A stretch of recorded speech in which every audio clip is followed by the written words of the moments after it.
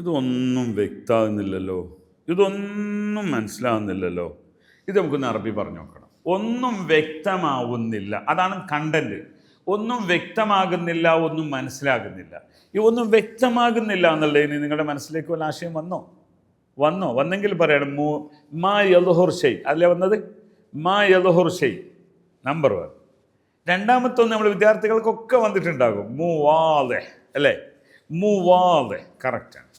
ഇനി എന്തേ വന്നിട്ടുണ്ട് നിങ്ങൾക്ക്? ഹാദ മുബായിൻ. എന്താണ് പറയാ? മുബായിൻ. ഈ ബായിൻ ബയ്യന എന്നുള്ളത് വിവിധ അർത്ഥമുള്ള ഒരു വേർഡാണ്.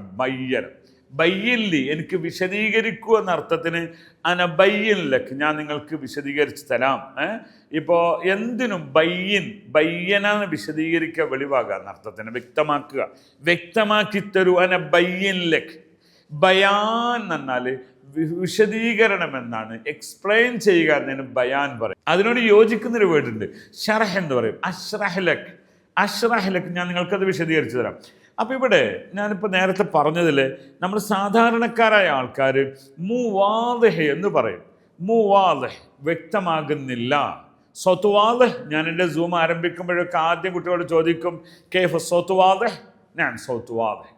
നമ്മൾ അധികം പഠിക്കാത്ത ആൾക്കാർ സൗത്ത് സെയ്ൻ, സൗത്ത് മുംതാസ് എന്ന് പറയും. ഈ സെയ്ൻ മുംതാസ് എന്ന് പറഞ്ഞാൽ കോമൺ വെടിയാണ്, എവിടെയും പറയാം, ആരോടും പറയും, എന്തിനും പറയാലോ. എന്നാൽ അത് വ്യക്തമാകുന്നുണ്ട് എന്ന വേർഡ് കൃത്യമായി പറയുമ്പോൾ അവിടെ എന്ത് പറയണം? മുവാദിഹ്. വ്യക്തമാകുന്നുണ്ട്, വാദിഹ്. ഓക്കെ, സൗണ്ട് ക്ലിയർ ആണോ? സൗത്ത് കേഫ് എന്ന് ചോദിച്ചു, സൗത്ത് വാദിഹ്. ഈ സാധനം ബായിൻ എന്ന അർത്ഥത്തിലും പറയാം. ഹാദ ബായിൻ. ഇത് കാണുമ്പോൾ വ്യക്തമാകുന്നില്ല എന്ന അർത്ഥത്തിനാണ്, കാണുന്നു ക്ലിയർ ആകുന്നില്ല, ബായിൻ.